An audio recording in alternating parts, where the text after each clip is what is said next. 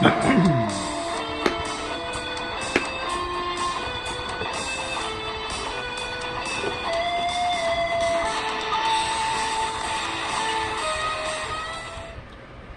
morning, ladies and gentlemen. Welcome back to the Shadow and Sun Show, and welcome back to I guess you call it a bonus video.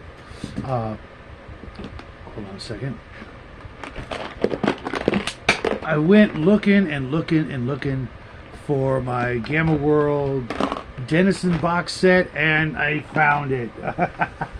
It turns out, real quick, these storage cases from I got them from the 99-cent store. They're actually $2.99, but unfortunately our 99-cent stores are going out of business, and I've got about 20 of these full of minis. But I thought I actually had the original box, and it turns out I don't, which is really kind of depressing. But I'm going to show off the minis that I do have for the set, and I believe I have them all. Nope, I'm missing one Wolfoid number 18. And I looked around on the old internet, and I can pick up the box set complete for about $130, more or less, depending on the condition of actually the box and just how painted or unpainted the minis in it are. And as you guys know, I'm not a big fan of painting my old lead minis, just because someday I may want to sell the set, at which point, you know, unpainted is far more valuable, which is kind of dumb, because even a primer coating done well would protect these miniatures for another couple of decades before they decide to turn into, you know, powder, rust, lead rot, whatever you want to call it. And I've heard some horror stories over the years of collections not being protected. The worst being a young guy back in the day who had gone off to college and left his miniature set in a wooden box, only to come back after 2 or 4 years, and this was back in the day, to come back and find them just crumble in his hands. I would be devastated. So do not keep your minis in wooden boxes, no matter how nice the box is. The chemical reaction, I guess you'd call it, just is. Sorry, I got hair in my eye. They just devastating for minis. So let's take a look at the minis. I'm going to try and hold them up as best I can. I've got Hisser number 1 and number 2. These are snake people. Yeah, that's actually a pretty good view. You can see them pretty well. One with some sort of pistol and one with a spear. I love using these guys in my games. They're just so much fun. Who doesn't like Wanty and snake men of various shapes and sizes? Then I have the Orlan 1 and 2, another fun mini that I like to use, or adversary. They're like Ettins, but not quite as big and a lot smarter, but double heads, just 2 arms. Be cooler if they had 4, right? But one with some sort of submachine gun, and one just chilling, waving, doing the you know, fist in the air kind of thing going on. But here, let me move my finger there. It seems to seem a little bit better. But they're kind of cool, kind of terrifying. I forget which module it was recently that had a group of them. Spoiler, I'm not going to tell you which module though. Of Orlans riding around on dirt bikes and motorcycles and trikes, with, you know, kind of raiders, if you will. I think that would make for a great, really stereotypical group of bad guys, you know, mutated, always arguing with themselves. So of course they're going to be arguing with the rest of, you know, the wasteland mutants and survivors. Next on the list is a Sleeth. It's sort of a lizard-like reptile creature. Really hard to see in this, but it's okay. It's kind of mediocre. You know, if you need some sort of giant iguana-looking thing, you're set. And then I've got Android 1 and 2. One with a grenade launcher, rocket launcher, something, and one with just some sort of ray gun. But they're okay. Again, kind of mediocre. This one's got a little bit of extra lead on it.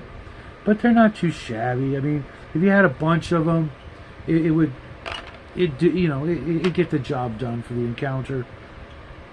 Then I have what are called serfs, which, see, I've got two different ones, I believe. How are they different?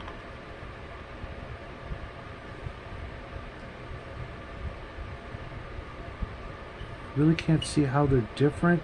Maybe I don't have one of them, but they're sort of like mutated reptilian kinda dudes. But I think the other one that I have is the one with the alternate head that I'll get to in just a moment. They're all right, you know, typical sort of mutated humanoids. Then this miniature is just weird. It's just a giant gorilla, or not even a giant gorilla, just a gorilla. It's just called gorilla. And mind you, it's a good point to get to this, that throughout the Grenadier history, they had miniatures in different sets with different names. It was the same exact miniature, but so this one probably showed up in one of the Dungeons and Dragons sets at one point or another. Then we have these guys, and I really don't like them. I don't know why they're called what they're called, because they are absolutely tiny.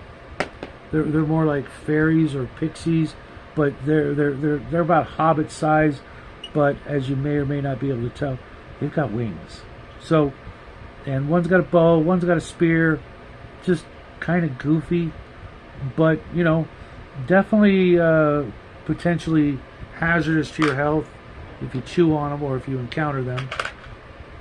Then one of my favorite miniatures is the bark skin, and I happen to have two of these guys. It's just a big giant sword wielding mutant. They're really big. They're let's see, do I got Doc Savage over here? I should. Where are you, Doc? Did I put you up behind me? Nope, there's Doc. So even compared to Doc Savage, they're pretty big.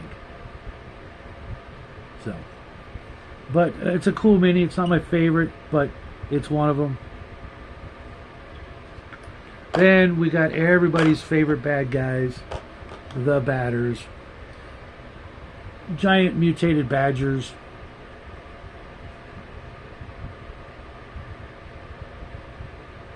One's the chief. I'm guessing it's the guy pointing. He's the chief. The other guy's just, you know, the Sir Boss. Kind of cool. The Batters are used quite a lot throughout Gamma World. They're almost like your orcs or your goblins for the game. And then we've got a couple of tribesmen. Well, let's see. It says there's two different ones. How are they different? Do I have the different ones? Again, I don't see how they're different, but maybe they're not. But yeah, another horned, mutated, humanoid-looking thing.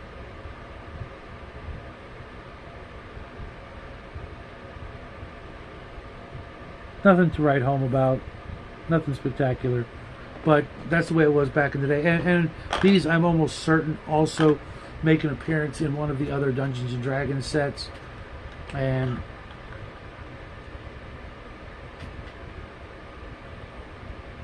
then we have the Wolfoid. I'm missing the other one, but I love these guys. Big, giant, oversized kobold dogmen with the wicker shield that was so prevalent back in the day. Heritage used to make a lot of the kobolds with wicker shields, and you know, it is great against, you know, maybe a mace or a sword, but those flaming arrows start coming your way and you're just carrying a, you know, you might as well be carrying a haystack, right? Then the hoops. This isn't part of the set, but it's just in my box because I am missing the Iron Society chieftain. That's what the other guys were. But oops, sorry, you guys can't even see that. Giant mutated rabbitoids. I really wish this guy was the one with the AK-47, but giant mutated rabbits. You gotta love that, right, folks? Then I'm not sure what these guys are. Oh.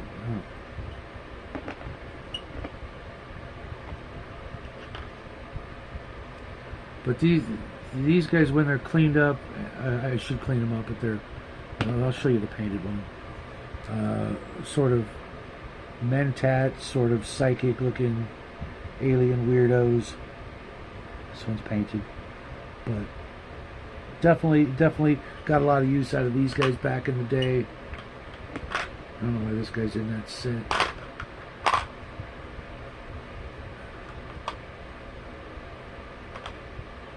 Then I have some more small, maybe these are arcs. It's probably what they are.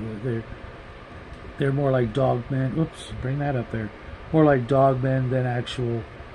Well, that guy looks like he's got an extra arm. But, you know, arcs, another classic. They're kind of like your gnolls or your orcs, because they're not always, you know, nice and friendly. Then I got a couple more of your dudes in power armor with. Oh, got the camera's way up there, guys. But you can just see. Look how chunky and just barely defined they are compared to what you get today if someone were to do these. But they still have a little bit of charm and nostalgia. Then I don't know why these are in here. I'm pretty sure these are from another game, but come on. Worms with tentacles and laser guns. Come on, that's Gamma World to a T. They could be Sathar, but I don't think they are. They might be, though. You guys out there, let me know what you think, if they're Sathar or what actually they are, because I have no clue. And then I got a couple of minis from the blister packs that came out, the sort of really generic blister packs. Guy's holding, I think, somebody's head. Can't tell any of my glasses. No, it looks like it's like a satchel or a pouch or something, showing off his loot, and your generic pure strain human ready for, you know, a riot or something like that, because he's got the full-on helmet. But these ones, I believe, are from the generic blister packs. What is this? This is another Iron Society. Maybe he's the chief, but he was also in a Dungeons and Dragons set. I'm almost certain of that. And then over here, last but not least, I have something that was really... Okay, this is a sprue of heads. Various heads, so you can make up your own mutant. And then a couple... This is an Iron Society guy. And then just basically a humanoid torso. I'm going to have to bring back up the heads. But these kind of blister packs were pretty common back in the day. And then again, here's the sprue of heads. It's probably missing a couple of heads, but it's what I've got left. And that's what I've got for you today. I may actually break out the next Gamma World module review, which is Gamma Base. I'm almost done with it, but I'm waiting for my laptop to charge up so I could read it without having to go through a lot of trouble.